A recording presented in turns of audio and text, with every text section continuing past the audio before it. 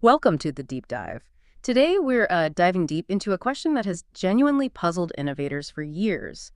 Why do incredible technological breakthroughs sometimes just, well, fail to lift people out of poverty, especially in agriculture? We're going to unpack insights from Dr. Nimrod Israeli. He's a farmer, a scientist, and an entrepreneur, and he shares this really perplexing experience he had as CEO of Biofeed. This deep dive, I think, will reveal a surprising missing link. It really challenges some long-held beliefs about technology and prosperity, and maybe offers a blueprint for real, lasting change. Yeah, what's fascinating here is how the source material reveals this profound paradox that Dr. Israeli saw firsthand. You might think pretty logically that if you give someone a better tool, their life just automatically gets dramatically better. But, as we'll explore, it's far more nuanced than that, which really raises the big question for all of us. What exactly is needed for progress to actually take root and grow? Okay, so let's unpack Dr. Israeli's journey then. He founded Biofeed, that's an Israeli company, right? With this breakthrough technology for non-spray crop protection against fruit flies. It uses these natural scent signals, semiochemicals, I think they're called. Semiochemicals, exactly. And it's transformed into this zero spray, zero residue, pretty environmentally friendly solution. You just place it once a season, so it completely eliminates chemical spraying, helps farmers get that, that coveted export grade quality. And it worked great. Yeah, this technology proved incredibly effective in Israel, other developed economies, no problem. But Dr. Israeli's real passion, it seems, was bringing this innovation to developing countries, specifically to smallholder fruit growers, places like Africa and India, many of them earning just, what, $1 to $3 a day? Yeah, incredibly low income. He wanted to see a real impact there. And here's where it gets genuinely, well, puzzling. As you said, Dr. Israeli saw this pattern again and again, even when farmers dramatically cut infestation.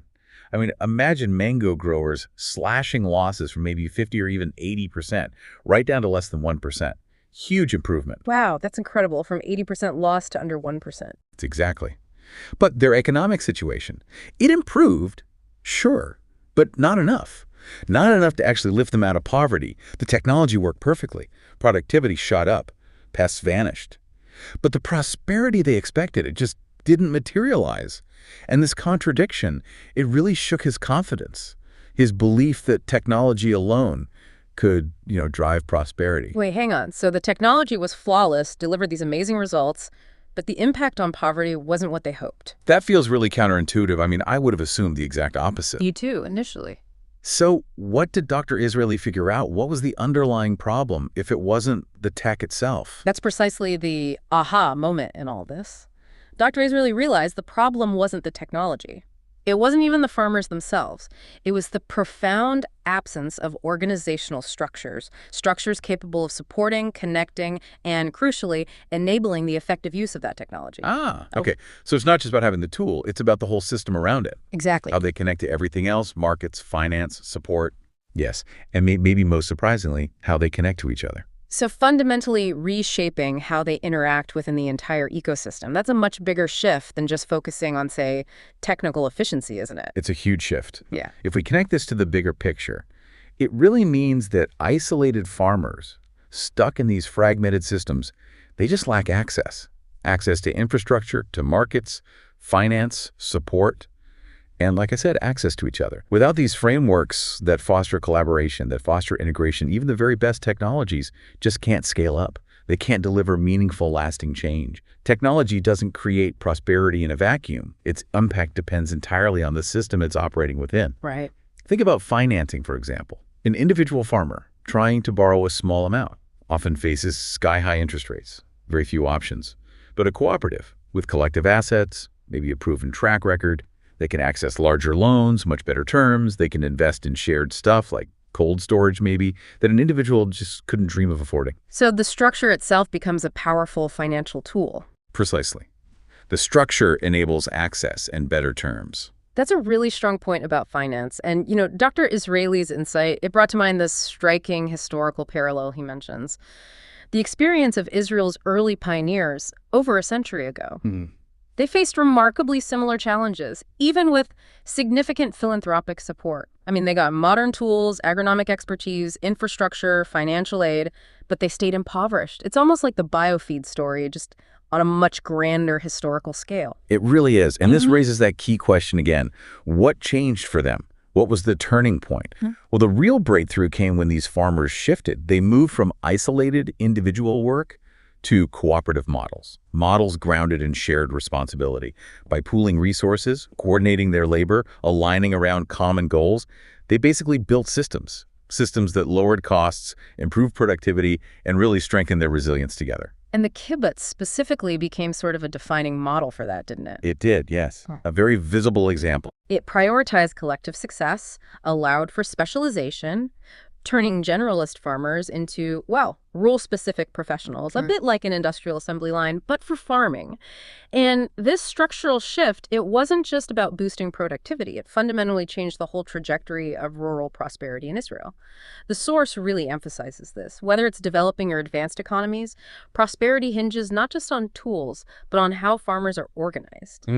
But, for many people listening, the idea of collective structures like a kibbutz, it might sound a bit, well, idealistic. Maybe I'm restrictive. Is there a balance to be struck, or are these kinds of cooperative structures always the answer according to this? That's a really good point. And the source isn't necessarily advocating for, a one-size-fits-all kibbutz model everywhere. It's more about the underlying principles: cooperation, shared responsibility. And what's fascinating is how universal this pattern seems to be. Dr. Israeli found that organizational structure is truly the missing link in modern agriculture. Pretty much everywhere. Low-income villages, highly mechanized farming regions. It doesn't matter. And we see echoes of this pattern all over. Successful farmer co-ops organizing cacao in Ghana, or those highly integrated winemaking collectives in parts of France. Interesting examples. The specific model might look different, but that principle of shared responsibility, coordinated effort, that seems to be the constant backbone. That's incredible that it seems to be such a universal truth in agriculture.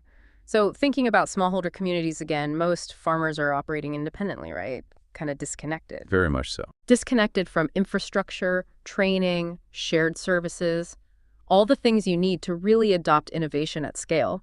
So without that cooperation, that resource sharing, even these potentially transformative technologies, they just remain underutilized, almost gathering dust on a shelf somewhere. Precisely. Gathering dust is a good way to put it. And it's not just developing economies either. Even in highly developed agricultural sectors, these well-designed structures are absolutely crucial for staying competitive. Farmers need to operate within systems that enable collaboration right across the value chain, sharing resources, aligning operations, integrating knowledge. This could be through cooperatives, sure, but also regional alliances, or maybe vertically integrated agribusinesses. Different forms, same principle. Right. The kibbutz, as we mentioned, is maybe the most famous example of how that organizational design drives success, built on collective ownership, cooperation. But you're saying similar models exist all over the world, Africa, Asia, Latin America, where cooperatives, or these sort of professional farming villages, use shared infrastructure, joint decision-making, coordinated market access to really drive transformation. And these systems consistently outperform those fragmented individual approaches. It's almost like everyone's trying to bake their own tiny cake in their own tiny oven when they could be building a full-scale bakery together. The individual effort is definitely there, but the scale, the efficiency, it's just missing. Exactly. That's a great analogy. And without that larger bakery infrastructure, even the best recipe, or in this case, the best technology, it just can't truly flourish. Okay, so what does this all mean for, for you listening and for the future of agriculture? The source seems to be arguing pretty strongly that the future depends not just on technological progress, which we hear a lot about, but maybe even more on how well we design the structures that support its cost-effective use. That fundamentally shifts the focus, doesn't it? Away from just the shiny new tech. It absolutely does. It calls for organizational innovation. And that means more than just, creating new entities on paper. It requires really rethinking and upgrading the existing systems we have to foster cooperation, shared responsibility, mutual support.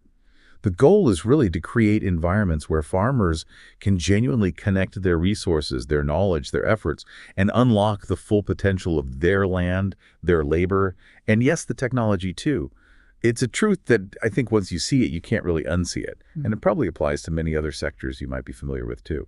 And Dr. Israeli's own life story kind of embodies this, right? Growing up on a kibbutz, seeing firsthand how the right structure transformed a struggling community into a thriving one, he states it very clearly. It wasn't technology that made the difference, Powerful statement. but how people were organized, how they shared responsibility, aligned around a common purpose, and worked together.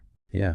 Stepping back and looking at the big picture, it seems clear that strategic improvements in how farmers are organized, that holds much greater long-term potential than maybe any single technological breakthrough on its own.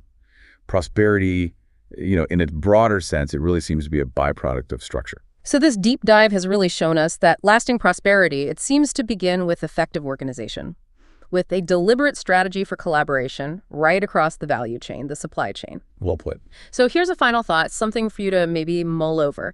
If we start designing agricultural systems not only for productivity, but also intentionally for connection, for integration, for shared success, what other areas of our lives or our economy might benefit from a similar shift in focus, moving from just individual tools to the power of collective structure